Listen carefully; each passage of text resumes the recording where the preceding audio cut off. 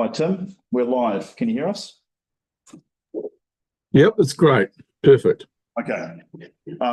We're still trying to get Will connected. So what we might do is proceed. We'll just proceed through some of the other reports other than the Yacht Club in Richmond Hill, just because it would be good if we can to get Will to the table for those particular ones. So if I could ask, we'll bring forward item 11, the Selwyn Street proposed no stopping restrictions. What was that, sorry? Oh, I didn't, sorry. Presentation of petitions. We've had no petitions. Welcome, Tony. Yep. Cool. Here's moving. Any Mel seconding? All those in favour? Aye. Against, abstentions carried. This is item 12. Charlesworth Reserve, Olds Place. Tim Lindley's moving. Roy is seconding. All those in favour? Aye. Against, abstentions carried. West. Oh, that'd be okay. We'll leave those ones there. And then item 13. Megan, is Megan here? Oh, that's all right. We can do something. We'll go to item 14, the Cordia license at Sugarloaf. This stuff Is joining online. Okay, we'll put that one on the hold as well. Barnet Park, Jason, welcome. Cool. Okay. Any questions from the board on this report? I think it's fairly straightforward. We've had lots of information about it already. Tim, happy to move. Tim's going to move. I'll second. Oh, yeah, Roy will second that. All those in favour? Aye. Against, abstentions carried. And well done. Yeah, beautiful. That was Roy. Yeah. That was on a live stream to another person. Okay, sweet. Okay. So I've just got walked on the edge. Great timing. So to after the Barnet Park. Okay. Hi, Will, can you hear us? You're live.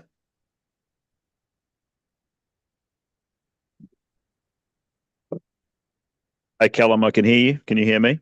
Yes. Yeah. Yep. Awesome. Okay. Apologies, Tim and Will, for those issues we've had. That's obviously not ideal that you weren't able to join for the public presentations. But glad that you're able to join for the reports themselves. We're going to move to item 7. It's juggling today. Correspondence. So JJ, did you want to? Yes, just noting that there has been 4 pieces of correspondence, one that arrived late, which has been tabled with members in the Big Tin Can, and will be published as part of the minutes. That's from Julie Young relating to the King George Reserve. We've referred that to staff, and the Community Partnership Ranger has got a response, which I'll provide back to Julie on that, so no action required there. In terms of some of the other pieces, Tracy Patterson, this was the traffic hazard in Monk's Spur. We recommend that's referred to staff. Prue Parson, a tree hazard on Rose Street. We've been in touch with staff on that and have started a request, so no action required on the board. Sean Eustace on the Collins Street. We recommend that is referred to staff for advice around the Addington area and the cycleway. And Reuben Hunt wrote in relating to item 9, the Yacht Club. So that's for the members to consider on that decision, item number 9. Yeah. Thank you. So the resolution for this is just to refer. So the first one is Tracy to refer to staff with Tracy and Sean. Yep. Yes, correct. Okay, I'll move that we do that. Here's seconding. All those in favour? Aye. Against, abstentions carried. Great. Okay, so the staff report on the Christchurch Yacht Club. Jason and Felix, welcome to the table.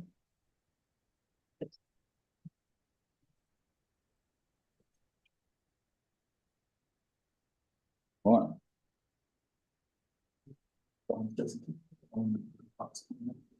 So the council, it's not the right way to Felix, who's our resident consultant, and Paris is engagement consultant in this project. Briefly, I take the report as read, I'll just cover some things that the club as we reported them on the site for over 130 years. And could you please speak up so we can hear? Sorry. Actually, that would be appreciated for me as well. Yeah, cheers. The club have been on site on this property for over 130 years with a current licence and rights and perpetuity to continue to operate as per those terms. One of the terms is that any changes on the site requires the council's approval, which through our delegations is to this board. Felix will talk further to that. The club's request has been watched with us some time ago now, about almost 2 years, with the reasoning being around improving the functionality of the site, around bringing space to move the users out of the car park where possible, safety around parking, to support the growth of their club and especially with juniors, as well as setting up this stage of the development to allow for future stages to deal with the issues around the clubhouse. We've undertaken engagement, and I will leave any questions that matter to Paris. But we did receive a wide-ranging number of submissions from submitters. The club have taken on a number of those, albeit not all, in respect to changes, reducing their original proposal storage area reasonably substantially from their original proposal, and changing the building style, architectural style, and as of very recently choosing not to proceed at this stage with the east side fence to include public access. The option is still in the options assessment for the fence if the board see that as a need for the previous reasons the club have outlined around the health and safety matters. So today we present my recommendation to support the club in their proposal, and look to the board to consider whether or not it's reasonable or not. I'd like to just ask if Felix has anything to add on that. So in terms of the leasing methods, the license, it's a license in perpetuity. They have to get landlord's consent to building, but our legal advice is quite clear that we can't unreasonably withhold consent. So what does that mean if you put it another way? Is it reasonable what they're asking for? If it's reasonable, then we can't withhold consent. So that's the essence of the legal position. So the compromise of it, the club have made it clear that this is a minimum for the boat, rescue boat storage, and to enable the club to continue to function and to rebuild the facility. So it's up to you to decide whether it's reasonable. Yeah. Thanks, Felix.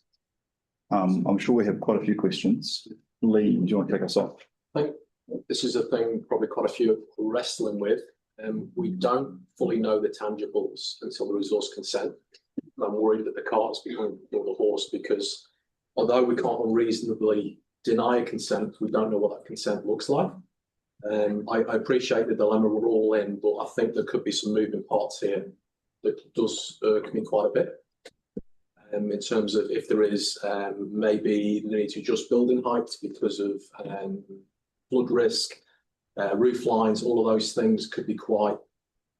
I think that's still within our remit that we should be considering. So I think for me, I'm concerned that there's still too many moving parts to be confident in the decision today. So although I support, so Can you outline the other process and how they interlink, just so we can all kind of traverse that? What's the timing of a resource consent? And when will we have more finite details on what that resource consent looks like, so it can backfeed to this leasing, you know, which is finite, but the leasing area is finite, but they overlap too heavily. Yeah, and I can speak to that through the chair. That is a very valid question. The resource consent process and this land owner process can be separate, but there is definitely risk in which the club takes in respect to getting approval from the board if it was accepted and the resource consent requiring change. Yeah. That is a risk with any such application. We have had clubs or go through the resource consent process and I suppose have significant capital outlay to get that decision on the basis that they hope the landlord will approve it. Yeah. This club have chosen to do it the other way around, which is get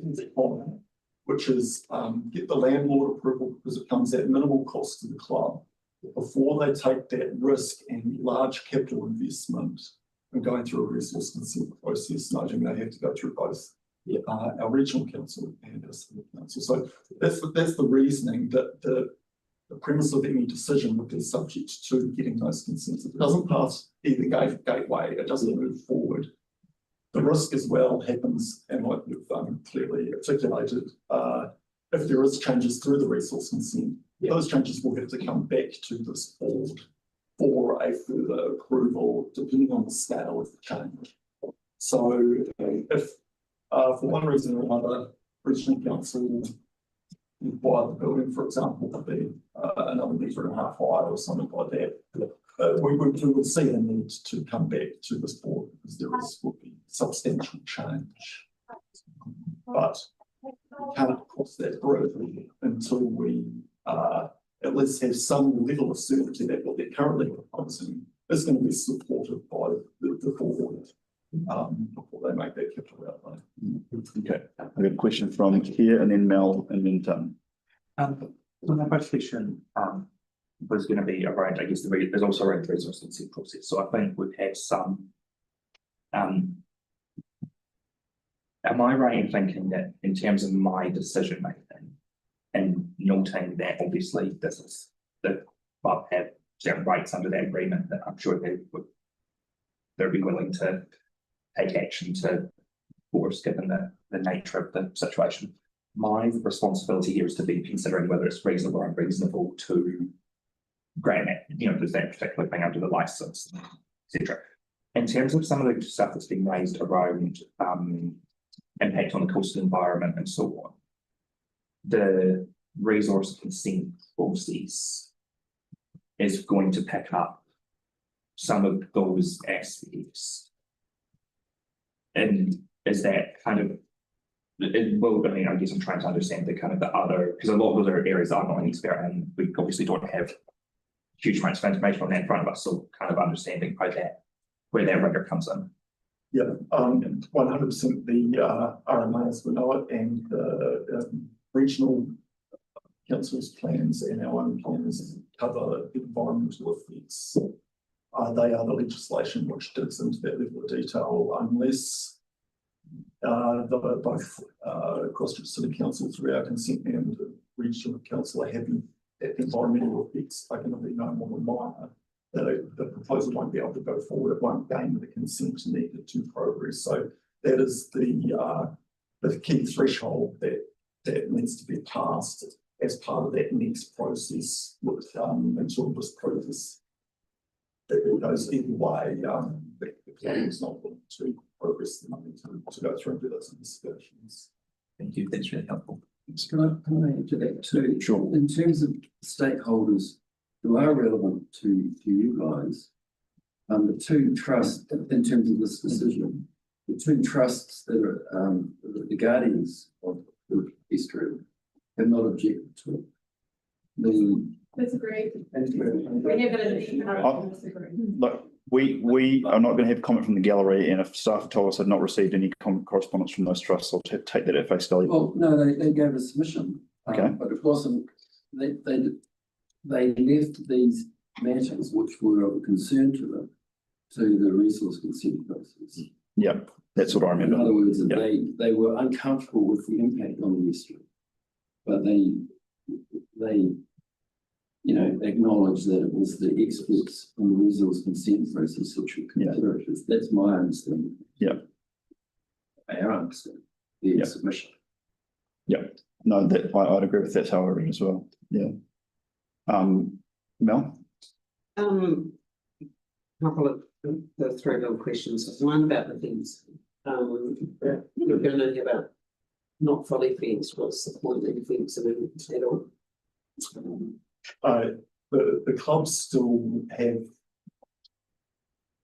an intention that if they cannot resolve the legislative issues that they need to potentially come back to this board at some stage for fencing. So when they've said that they do not wish to pursue in this current, they don't want to forfeit their right to have fencing, and we've also sought the legal opinion on that matter as well. The intention, I believe, to fence the section between the proposed building and the existing building would be to stop a bit of that through that site, in which they can start having more of a rigging area for their events. So that's my understanding why they still have proposed a fence in that portion. What would be the legal risk to the board of council if we didn't support it today? Because you talked about that. Through the chair, I believe that the club have, as part of saying let's the hold on fence because of this, they don't want to lose sight of the wider objective here of the risk though to us is that as a council is that if there was to be an incident, whether or not we have done everything within our power to ensure that that would have been mitigated. That's my understanding. However, club have identified in mechanisms for now that they will increase signage and other mechanisms to try to manage that risk as to what they can do. So, Can I address that question? Did you ask I was more what's the leaning, risk of not making a decision here? yeah. Well, so there'd be two risks. One is that the club would say this is all too hard and we'll leave it. And that might be sort of the end of the club over time, potentially. That's one risk.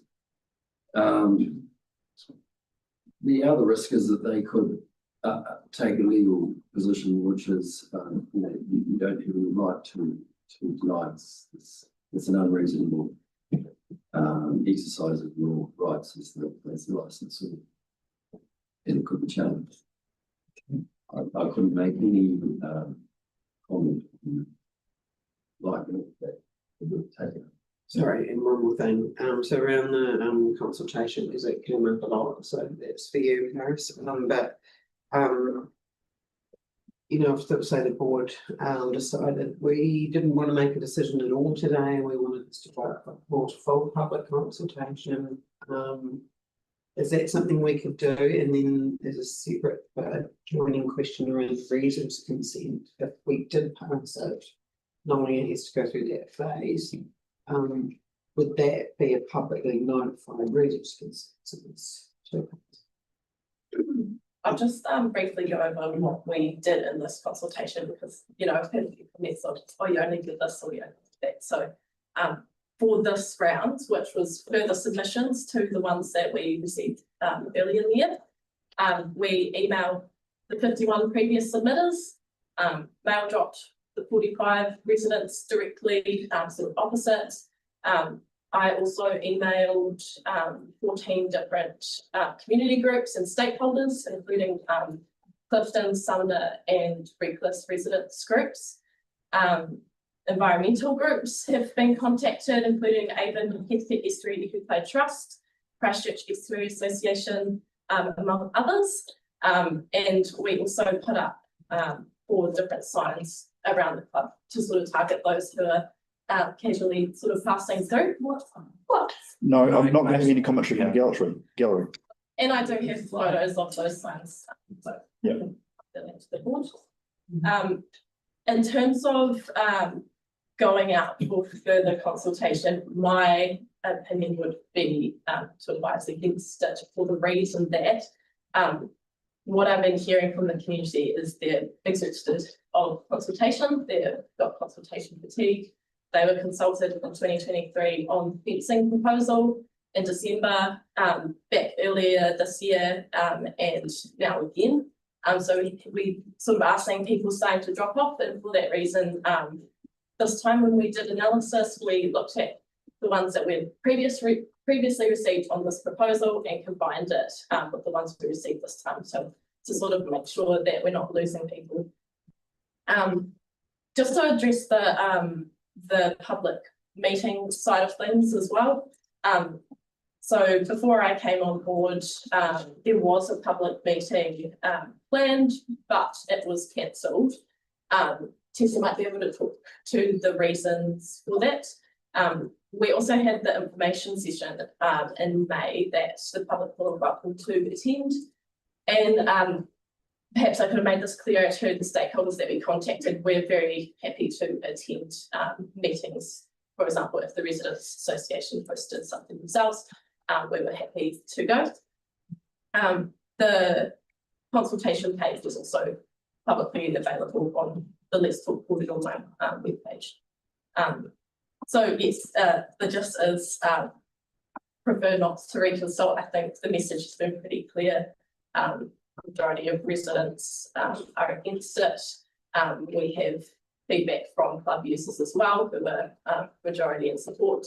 And just again to address the different rounds of consultation, just so everyone is aware that the board has been provided all of the feedback from all of the rounds of consultation, so that will inform their decision making. Yeah, and I can speak to the notification. Unfortunately, we can't determine whether or not I can't determine whether or not the consent either by our council or by EM would be publicly notified. It requires a reasonable amount of assessment under section 95 of the RMA. The commissioner won't sign that. Correct, the commissioner or the process. That can count, sorry, that can council request that. I know that passed on. It could be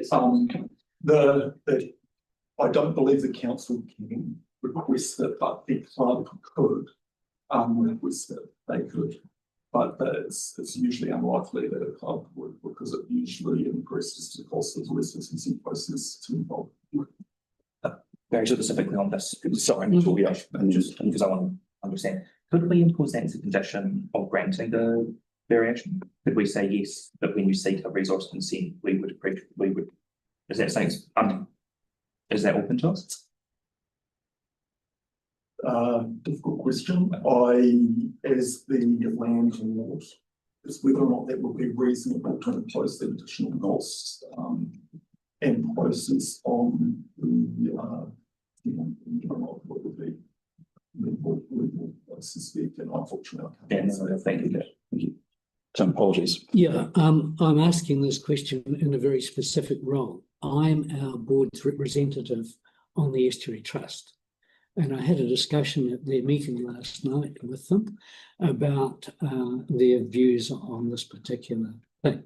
And their feedback to me was that they cannot tell from the plans sufficiently, the plans don't contain sufficient information for them to make a decision, and that they will do that in the process of the resource consent being sought from the regional authority. Is that a reasonable thing for them to do? Is it correct that they can wait until there are more developed plans and an ecological assessment before they give their feedback? Well, they've given their feedback, which is that they can't know exactly what will suit. they have some concerns, but they understand that they need to be addressed with the resource consideration. But Yeah. I mean, the point is. I just want to make sure they're not excluded from that happening. It's a decision of the regional council, which we can't speak to in respect to that assessment. My understanding is that depending on the scale of development, they determine who is, whether they're being limited notified or publicly notified. For example, I do not know if there would be a notified party. So, but unfortunately, I can't answer on behalf of the regional council whether or not it will be publicly notified this application. But it would be reasonable to assume that the trust responsible for these would be party to.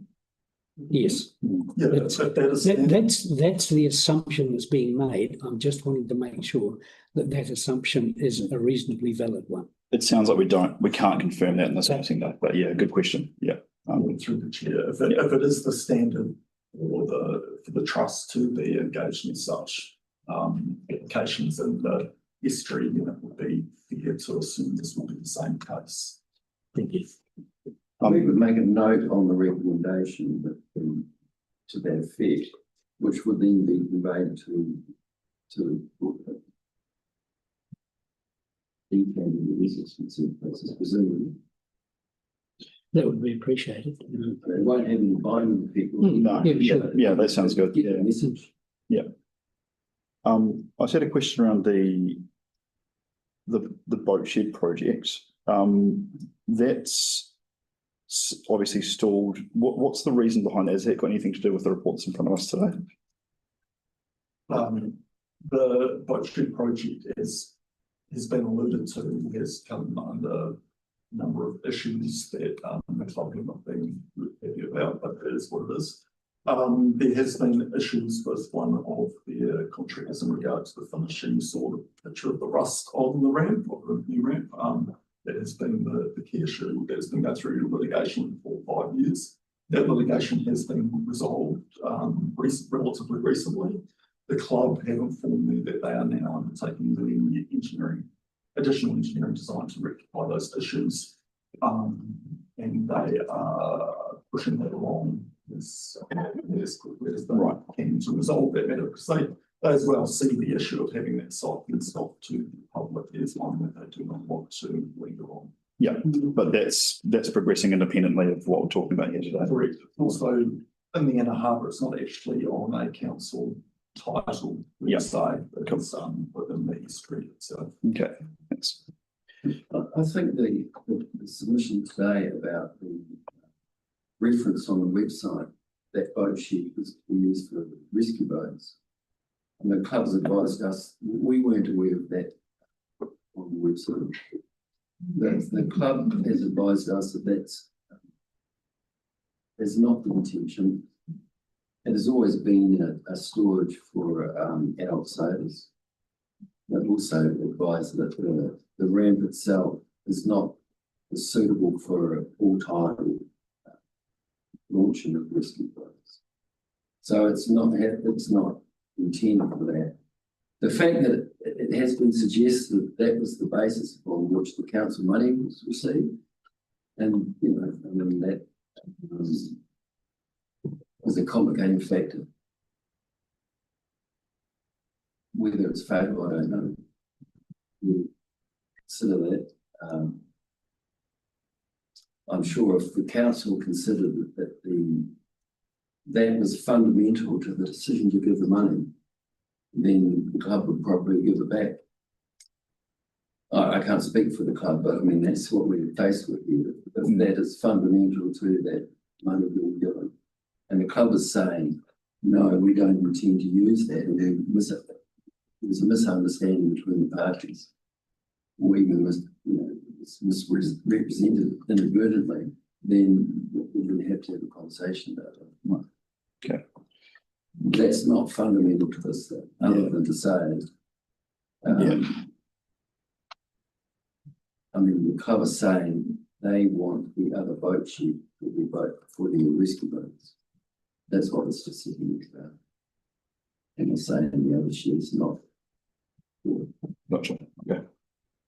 Yeah, you had a question? Yeah, I just wanted to come back, I guess, to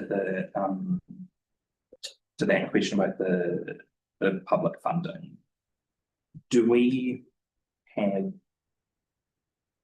and I appreciate this, it was actually quite a while ago now, do we have the applicant, you know, like the decision of the funding body? Because I guess for me it's kind of tricky because it was a council decision and it was when this was a slightly different board area. So it's an area of history that I'm not familiar with.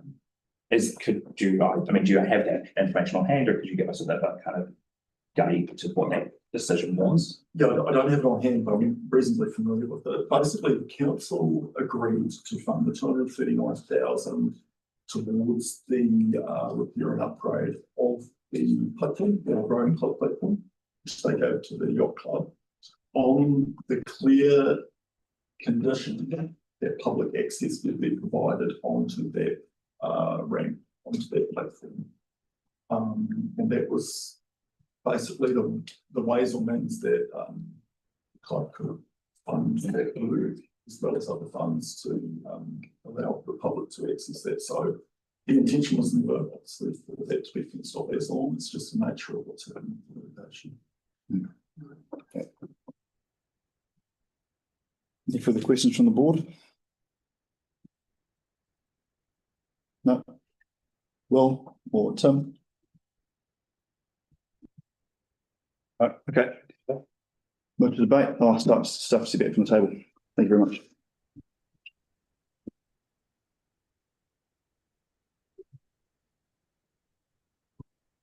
I think for me, since the last meeting, I was hoping that the resource consent process could have moved forward, so we knew more about those tangibles.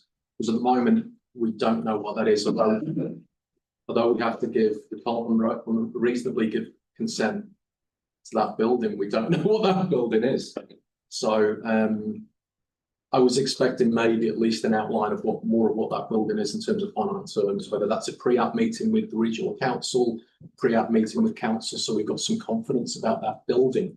So I don't have that at the moment. So I don't feel I've got enough confidence at the moment to move forward. So that's the dilemma I've got at the moment. So. Okay. To the mover. Could I just? Oh, sorry. Yeah, go for it, Tim. I just feel that it's kind of a catch-22 because the club I can see don't want to move forward without some kind of confidence, because not only are going to have to gain a resource consent, but they're also going to have to get designs, etc. So there's quite a bit of money to put out. So through the chair, so is the staff recommendation on the table, and that's what we're voting on at the moment? Essentially, yeah. Yep. Okay. I'm happy to move that. Sorry, Tim, there's no vote yet. There's not been a mover, but the recommendation. I'm happy to move the staff recommendation if that's needed to move forward. All right. I'll second that, Tim. Yeah. Yeah, we can move to. I would like to, if we're going to, it would be good to have a note about that the board feels that either some sort of notification on the resource consent will be required, so limited or full public notification. Yeah. Rather than that. And that we would request it, we can't obviously. Yeah, we can't demand it. Yeah. Yeah. Okay. I'm sure Tim and I will be happy to change the motion to allow for that. We'll have to get legal advice on that, because with the resource consent process, if it goes to a commissioner, the commissioner is the one that would decide that. Is that correct? It's information to pass. Yeah, it's just a request. Yeah. We're not going to. Okay, that's fine. Yeah. I suppose this is probably going to come back to us regardless. So do we leave this on the table? Is it worse for us to try and put something forward now than leave it on the table? Because I think there's a high chance this is coming back to us regardless. That's the other thing I think we've got to traverse. Is it better for us to leave this on the table until we've got more information, or if we've got movers, we've got movers. Yeah, I think from my point of view, you're right. It could come back to us if there's significant changes imposed by the resource consent process, but if there's not, you know, then we've made a decision, and then that's we're not creating extra hoops. But yeah. I mean, I apologise, this is slightly procedurally. If the applicant for the resource consent requests that be publicly notified, then it is publicly notified. Right, okay. That then takes over the commissioner's hands. No, I'm not. I think I'm slightly. We could say that we could impose. Well, I don't know if we could. I would like to consider imposing that as a condition. That certainly, based on what Tim has said around the Heathcote Trust not having had the position to give their full feedback yet, I would want to make sure that certainly at least those key stakeholders are consulted as part of that process. And that seems to me to be the only way we can ensure that. Now, I guess I'm slightly awkward about this because we haven't had full advice on that at this point. So, but my preference would certainly be that we do what we can to ensure there's at least limited notification to those stakeholders. And if the applicant requests that, then that does occur. That's my understanding of the process. Okay. Through the chair, if I may. It's on the table. There's no wanting amendments. Yeah, we've got one amendment already. Yeah, go for it, Tim. There's been a lot of work in this area with the cycle and walkways, etc., because it is a sensitive marine area. The demolition and the foundations of the boat shed around a wee bit further, and all of those, I understand it. We would have had to get resource consent through the ECAN, etc., but there would have had to be substantial communication with those interested groups and protection of the marine environment, animals, etc. So I don't know what the difference to this is to what our fears are of people not being, or the organisations or specialist groups not being contacted, because they all have been in the past with other things that council has been doing in those areas and others. So I think we should move it forward. It is going to go through resource consent.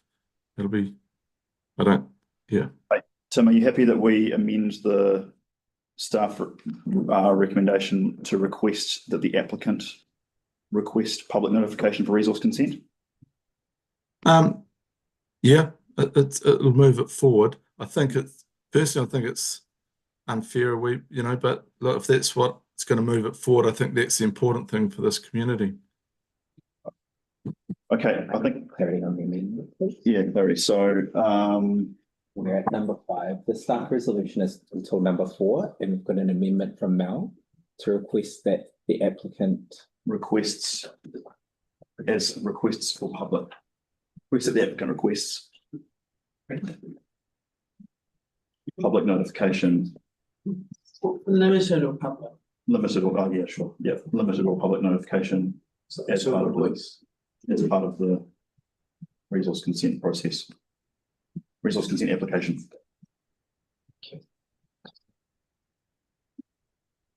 Yeah.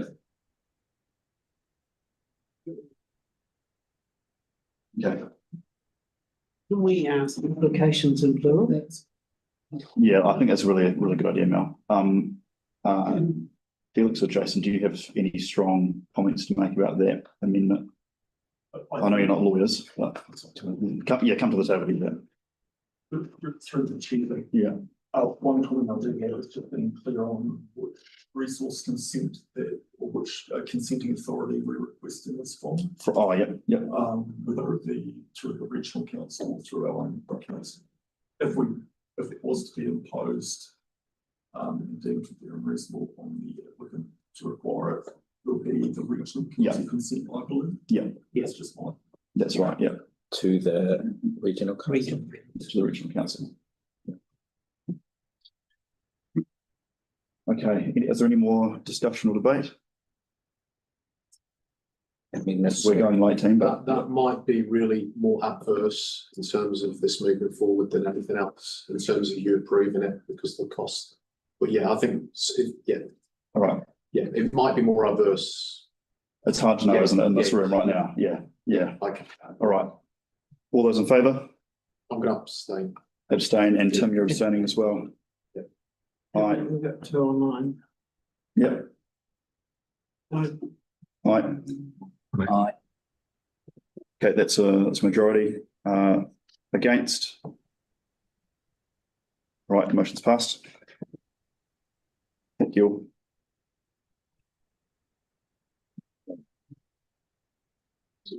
But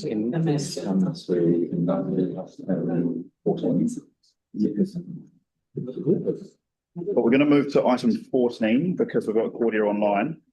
Just give me a minute. Yep.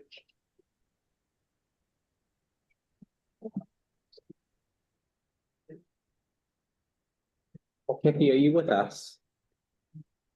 Hello, I Kathy. am. Yes, thank you.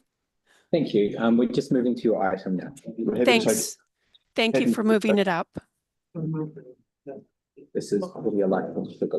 Yeah. To note that this was to move passed by. Yeah. So this has been required to board's approval and has passed by Bank Minster already on Monday. So if we define it, does that mean that they have to turn off the TV for Christchurch? Oh, sure. Yeah. Okay, I think so. It is nice to hold the power in your hands for a moment. Look, I've always wanted to, I think it might not be the right thing to do before it's foreign elections, that everyone cell phones off them, but I'm actually moving up. Cool. Seconder? Seconder? Mel, all those in favour? Aye. Aye. Abstentions carried. Thank you for your patience. Thank you. Yes. Thank you. Sorry, jumping around a bit, team. We're going to move back to now item 10, Richmond Hill Road. So I'll invite Tony back to the table as well. Welcome back. And just noting as well, which we have in our Bigton can, 2 pieces of late feedback from the Richmond Hill Road Residents Association and Murray and Andrea. Well, So yeah, I'll take the report as read, but I just want to quickly the options that we presented. yeah. So option 1, which provides the dedicated pedestrian space, there's a minimum width of 600 kilometres in the narrower sections. Yeah.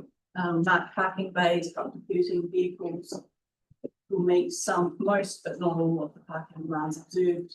The remaining width by 1 lane of traffic, so it essentially operate in the same way as it is now, where approaching traffic is required to give way. As the space is very confined with the space will be very confined with park vehicles being further out. So the other 2 further plans are presented in the report. Option 2, which is a revised version of the previous option, it looks to provide a connection between the uphill footpath and the walkway, which is located between 62 and 64. And also the original consultation plan is included as option 3. The final option, which is identified as option 4 in the report, is the do minimum option.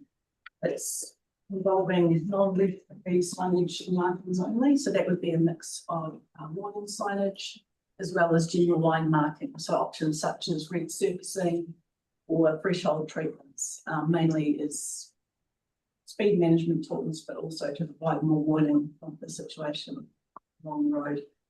I also want to highlight other works that are planned in the area. So the path running along the section of road, as well as the walkway, which connects downhill from 62 and 64, are both on the resurfacing program for this financial year. That work's likely to be completed early next year. In conjunction with the resurfacing, the rails will be installed on the walkway. So this work is going to make it safer and reliable. So I'm just going to mute you, Will. There you go. So those works on the walkway will make it a safer and more viable option for pedestrians. We would also improve the signage to better promote that route when the works are complete. So since these works are pending, whatever options decided on today, any new road marking associated with that would not be done until after the resurfacing of the park in the new year. Okay. Okay, thank you. Yeah, I'll just do a quick recap on engagement and consultation. I'm sure it was pretty across where things have got to. Obviously, yeah, as was reiterated tonight, the original consultation plan had 7.4% against. And then at the site meeting that we went to in June, there was a lot of discussion with residents around maintenance, longer term solutions. And I believe those issues are all being progressed. So I think the decision today doesn't include longer term solutions on the road. And obviously the residents are still keen to see the outcomes of this. And we'll continue to communicate with them as that comes to hand. For this option one that's in the report, it was sent out to the affected residents to get any feedback before being submitted as part of this report.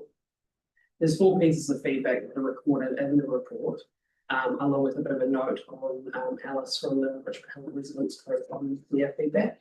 And then, yes, there was another 3 pieces of late feedback received. I believe one was emailed directly to the board, it was from Brian, and then the 2 which the majority of the sentiment from that feedback was that they were opposed to option 1. There was 1 that was clearly in favour, otherwise the rest were unclear. Okay. So I've got Will and then Mel and then Lee for questions. Yeah, come on. Yeah. Unmuted now. Hello. Can you hear me? Yeah, we can hear you. Yeah. I just wanted to foreshadow that I was keen to move option 4. To do minimal at this stage to allow staff time to engage further with the Richmond Hill Road residents and any other and the original complainants who are getting on the same page now. So I'd back a revised option that can come back to the community within 6 months. So just foreshadowing that. Okay. So thanks for the foreshadowing. Have you got a question as well, or is that just want to say that at this stage? I'll second that if that's required. Yeah, we'll get to debate. When we get to debate, I'll call you, Will. But might be good to have some questions first if there are any. Okay. Cool. Okay, thank you. And I'll just chuck you on mute again, Will. Oh yeah, thanks. Mel and then Lee. Sorry, I've got a few again. So if there are an option 1 with the white lines, so there's nothing really physically sort of stopping a car was to be parking over those white lines, but would that then go enforcement officers if someone was sticking the line, the ability to tip up a car? Yeah, correct. There's nothing physical. There's just a line that it's full. That would be. Yeah. Is going way up or down? Which is the rule? There's no rule as such, but generally downhill would go way up. So it's just the way that we haven't formalised it on the road, but the way that parking bays would be marked with that option, it would sort of indicate more that the downhill right is more of the right way, but it's not a formal road rule and it's not being formalised on site. I guess it's just to do with the parking. Yeah, just with it being connected. With the rails you just talked about, where are they going exactly? So as part of the resurfacing of the walkway, so it's the walkway that connects from between 60 and 64 downhill. Okay. So there's some right. Yeah, so it'll be done in conjunction. Okay, and then with the resurfacing, is that creating any curb or is it just it's just a smooth bit? Yeah. There was curb repairs where there's damage, which a lot of this has been worked on at the moment in advance of the reseal, but there's no new thing. Regardless of which option is progressed by the board, the site visit was really, really useful in terms of maintenance, which has been addressed. The power poles, I know the scope at the moment isn't to try and build out, but how would you feel about having that as a scoping exercise as part of this report? That we at least see if it, you know, what the rough order of cost in terms of that. Because I think that would be, yeah, sorry. Yeah, yeah. To say the difficulty with that, I've asked a number of people around getting a cost. Yeah. The difficulty is they can't give a cost until there's quite an investment in investigation, so the geotech, the structural, so regardless of what that option is, it needs that investigation first Yeah. to see what's feasible. So, yeah, we sort of indicated that that would need to be a long-term option, but we'll give you more information on that process.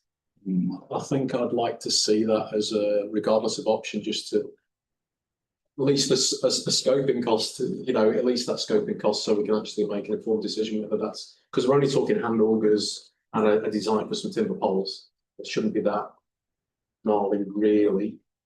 Yeah, it depends on how much retaining is Yeah. required as a result of digging into that kind of thing. How far ideally would you have separation from a power pole? We're talking 800 for wheelchairs, or A footpath minimum is usually 1.5, so if we were going to the cost of building something out, we would want to make it to the. Right, okay. Oh, sorry. Yeah, go for it, yeah. And there has been some, no, we've got to traverse. That's my last meeting, I'm generous. There was some comment about actually this option one being less safe, and I think the main guys was that it might force vehicles to try and pass in an even more constrained area. Just wondered if you could comment on that in terms of your thoughts, that it might force people way up onto those small, you know, those 600 mil pathways. So. The design in the distance between the parking bays is based on the tracking of an 8-metre truck. Yeah. So there is enough space for them to pull in and go out. Yeah. So, you know, there may be some tracking, as we've said, it's a flush curve, so possibly vehicles they are already, but yeah, it's based, there's enough tracking for people not to get space, so. If option 4 was taken up, would that still mean that the zigzag pathway improvements were done and that there was a good connection between the footpath coming down the hill around the corner to the beginning of the zigzag path going down the hill? The only change that on Richmond Hill Road itself will be a like for like, so you've made some minor improvements with the maintenance they're doing, so there's slightly better path once the resealing goes in, but there's no major change to that section. But the works will be going ahead regardless of which option is decided. Thank you. Second question is, I live in a hill area and I'm very familiar with the calming effect on speed that cars parked has. Do you have any comment about whether 1 or 4 would be more likely to slow down cars coming down the hill in particular? So both of them, since they retain parking, will have a positive effect on speed management. The option 1 will narrow the space a lot more than option 4 would. Option 4 would be more looking at, as I said, the warning signs and the markings to narrow down the space, but it would change when vehicles park on the road. So with the vehicles parking further over with option 1, we would expect that to have more of a calming effect if we're just talking about vehicles. Thank you. Just wondering, option 1, the narrowing of the road, how long is that distance, like for people to wait and go? So it varies on plan. I can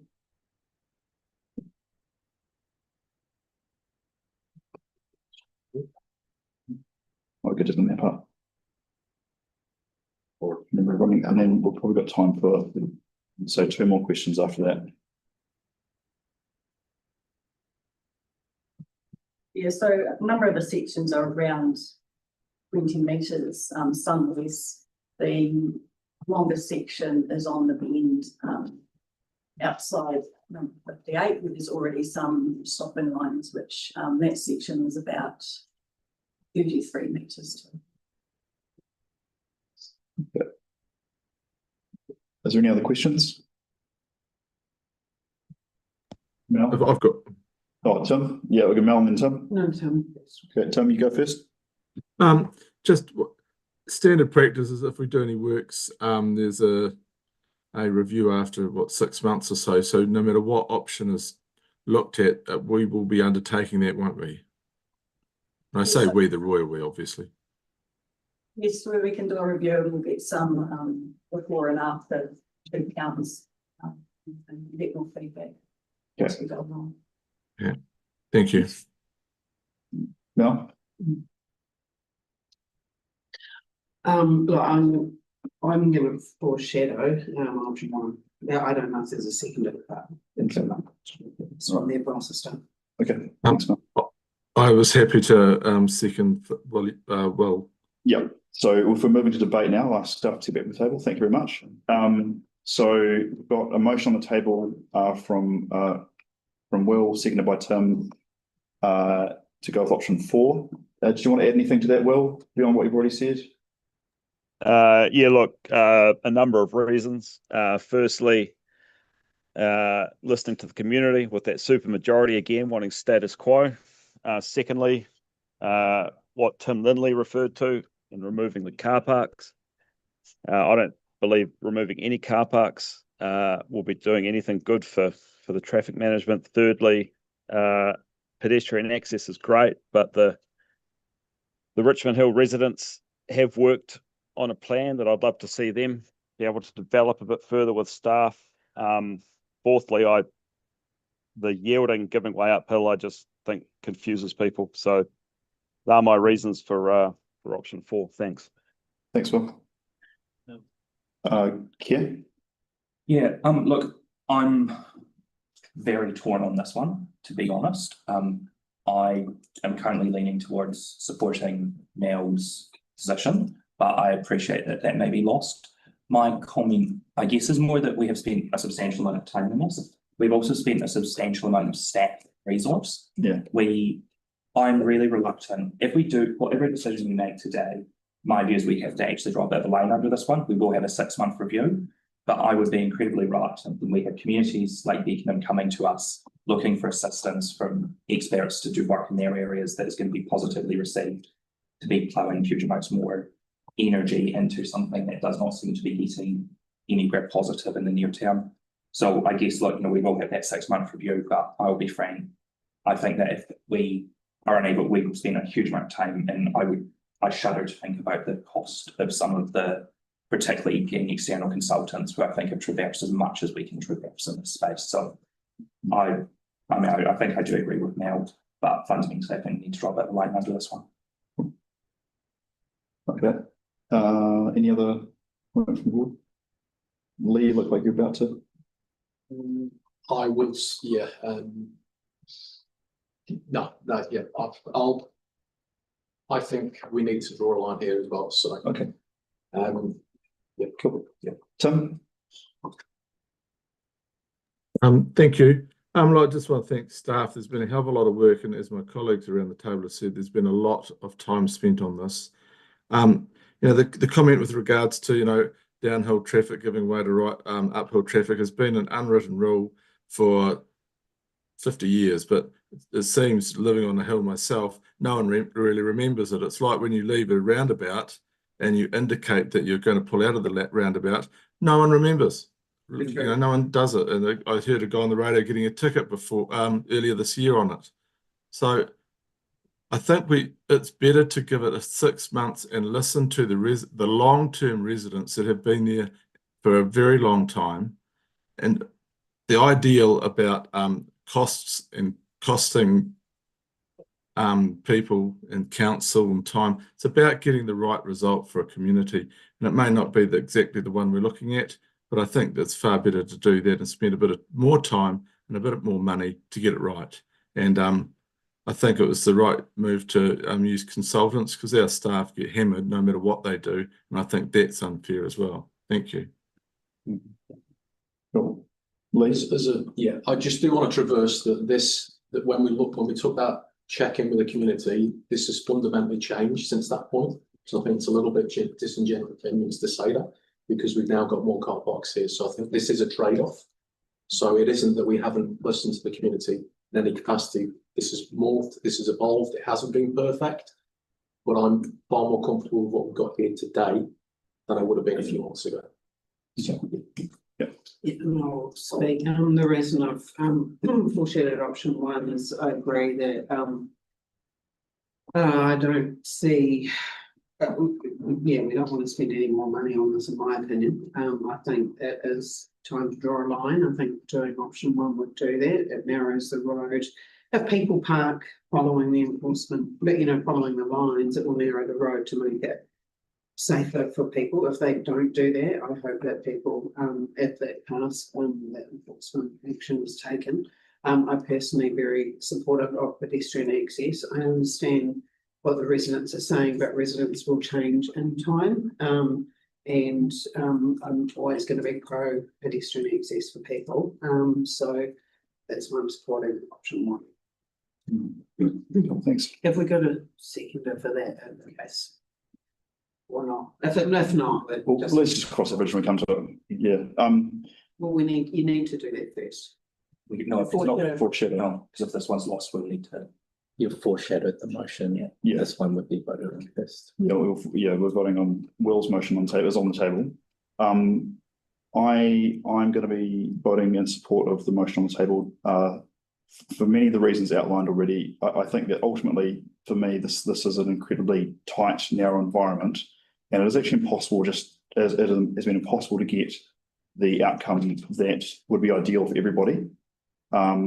I know that staff have put in a huge amount of time, and they've followed the instructions of the board. They've done a huge amount of work consulting and reconsulting, and we've had the site visit. For me, yeah, I feel a little bit like you, Lee. I feel a little bit despondent that it doesn't seem to have got us any closer to consensus. And I think, given the overall reaction of the residents on that stretch of road, I think in the absence of a really clear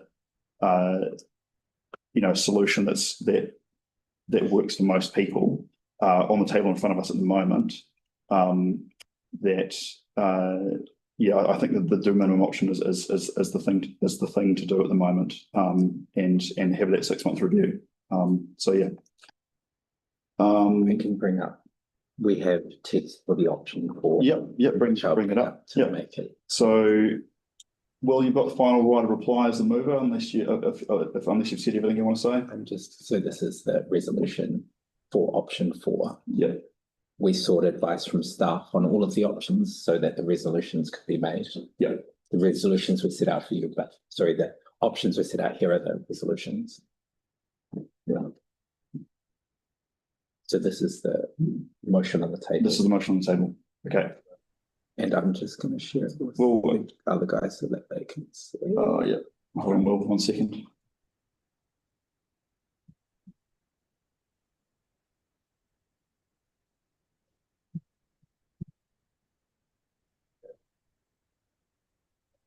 And that this is the motion he carries. Okay. Will, can you see that?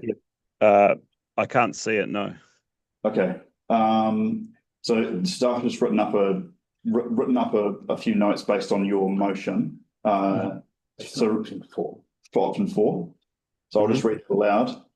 Option 4, the board receives the information in the report around the proposed parking changes and pedestrian improvements. Notes that the decision in this report is assessed as low significance based on the Christchurch City Council's significance and engagement policy.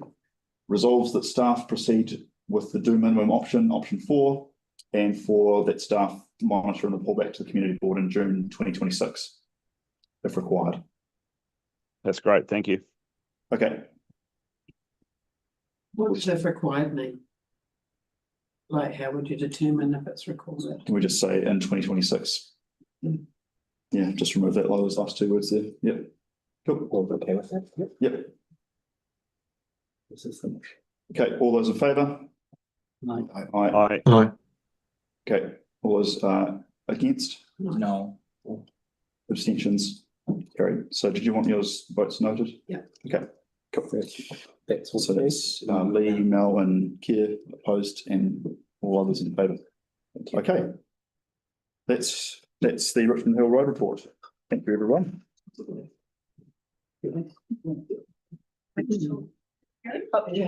Option 4. Sorry about that, yeah. We've got this Moreland plan. Yeah. No. Okay, I'll move that. Okay. Hold on. Sorry, no, we're still in process. Sorry about that. Yeah. Can I move I'm just worried about quorum. Have we got enough quorum at now then? Yeah, we've got 5. Yeah. So we've basically got, we've done Barnick Park. We need the Westmoreland. Megan, Westmoreland, we're just gonna.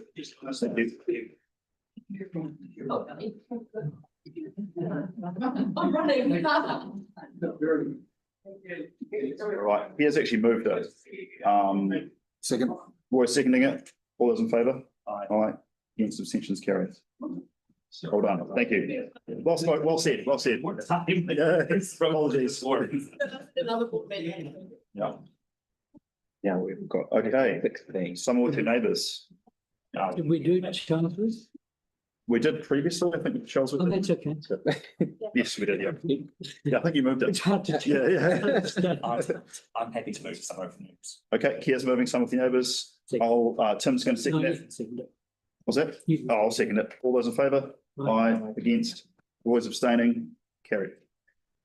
Area report. We did not. Yeah, Mel's just ducked out. Or she ducked out just before that one. Yeah. 7:05. Yeah. Thank you. We'll take it as read. Any questions? No, I'll move. I've got a comment. Oh, yeah, Tim's got a In comment, the sorry. notes on monitoring projects report, there was a red line against the, on page 173, there was a red mark against the activities on the Heathcote River plan. And I want that moved from red to orange because things are progressing. Oh, yeah. Have a look.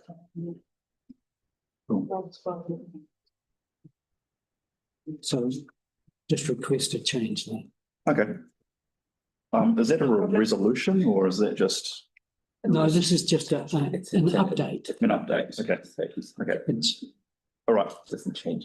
Thank you. doesn't change anything. It's just changes. Thank you. It's- No, it makes sense, makes sense. Callum, you moved it. I'm moving it. Has we got a seconder? Here's seconding. All those in favour? Aye. Just very slightly to the end of the term, thank you. This not just ones here, but all the ones that work for us over the term. Yeah. This excellent area reports as always. Yeah, absolutely. Well said, Keir. Well said. And also you're into all the time now, I'd like. It's We are. fine. Yeah. Sorry. Just in, Got the hook ready. just in time for my valedictory. Aye. So I think we've got until about, you say 8 o'clock for that? I'm sure you've got more to say. Oh, look, Tim, I've got a long list of grievances. Qualified privilege for another. Yeah, well, that's the first document. Okay. Look, I'll keep it brief for obvious reasons. And I think, I don't have a long list of grievances. I've got a long list of gratitudes. I think the main thing I want to convey on my last meeting is gratitude. Firstly to fellow elected members. Well, actually, firstly to my community who trusted me to be the representative in Spreydon 6 years ago. And then secondly to my fellow elected members who trusted me in the role of chair 3 years ago. I think my main reflection on that is that I've joked at times with people that as my first experience chairing a board, it's been an experience with training wheels on, in the sense that every single one of the board members that I had to work with are incredibly reasonable, kind, supportive, and competent people. And I just have an enormous amount of gratitude for that. I think that we've worked really well as a team. Here, you've been an excellent deputy chair. I've really appreciated your wisdom, and probably most of the smartest things that ever come out of my mouth around the board table probably came out of Keir's mouth a couple of days earlier. So huge credit to you, Keir, for your support there. To Mel, who's not here, obviously, as councillor in Spreydon, I have enormous respect for her commitment to the community and the way that she's able to get things done, and just sticks at things with persistence and tenacity. Roy, I really appreciated having you as someone in the community who is deeply connected into Spreydon. I think I've often bent your ear to or you ask for your advice around what's kind of really going on in the community, and I've really valued that the input you've had. And I think you're a really great representative for our community. So I'm sure you'll be re-elected again. While I'm talking about Spreydon, it would be remiss not to mention Carolyn Potter. I think she was an excellent chair, and I learned a huge amount from her about how to run meetings, and also just how to interact with people and the public, and who are coming into boardroom settings and not really sure what the tikanga is. And she was really skilled at that. So I want to acknowledge Carolyn as well. Lee, I've really appreciated your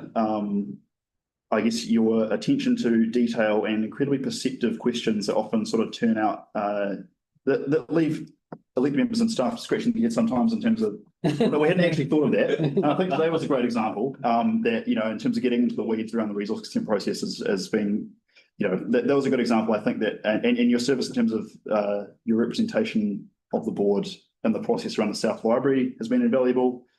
You've been driving a lot of the sort of temporary services as well, and that's been really impressive. Yeah, Most of the kid. Tim, I'm sad he's not here to hear this, but I need a bigger ego. I am listening, believe me. He made me promise him that I'd tell him it after. No, Tim's been enormous support. I've always found him easy to. Oh, he is here. Yes. Right, I better watch my words then. Actually, Tim, I think if you count up all the motions that this board has made in the last 3 years at least, you will have seconded about half of them.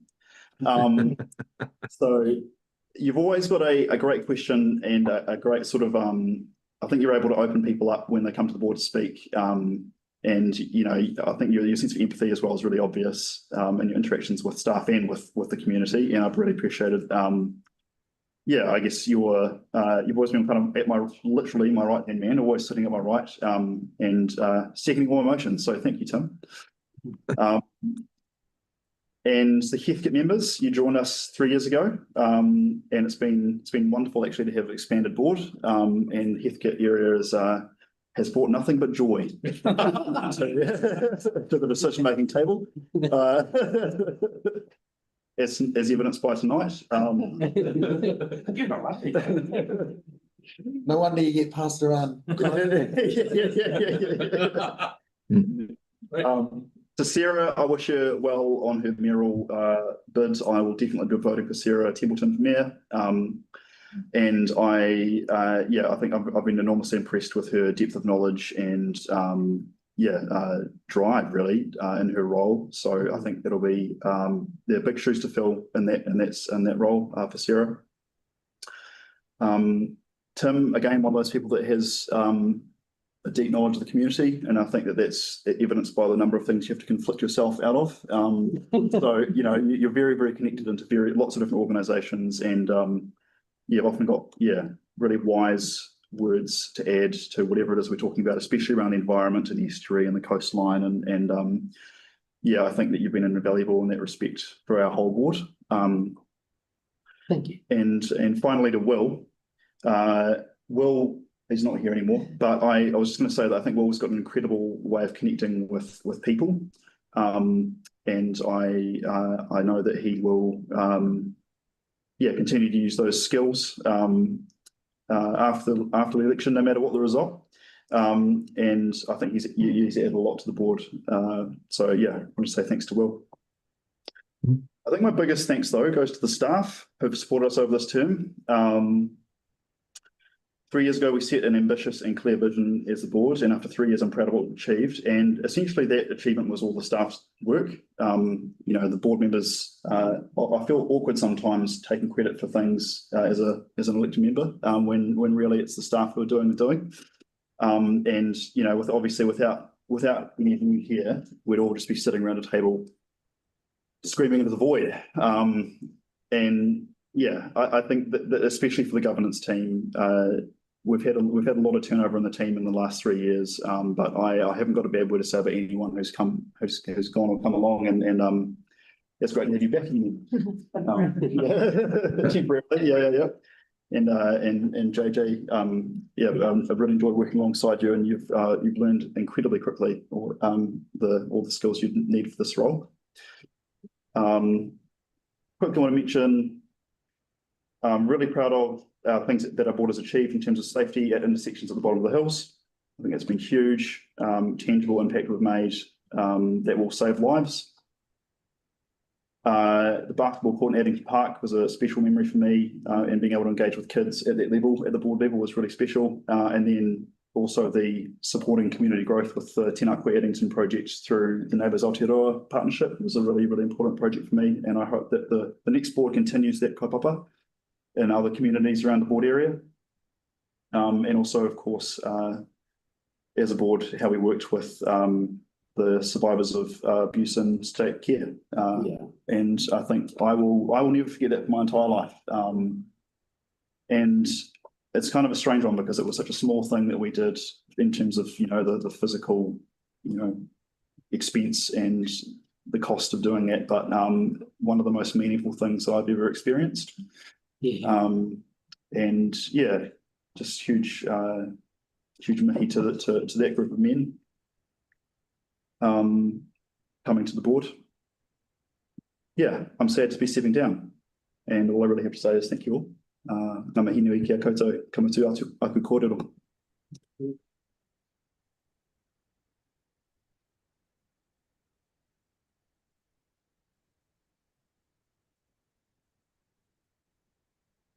Oh, shall we, I think we'll skip the league members exchange. We'll finish with karakia. Thank you. I've got this one here. Yeah, that's one. Share. Yeah. Tukuna te wairua kia rere te taumata ko te matatika te mata pono hei araki I ngā mahi ka arotahi te tira kia eke panuru kia eke pangaroa. Haumi e, hui e, tā ki e.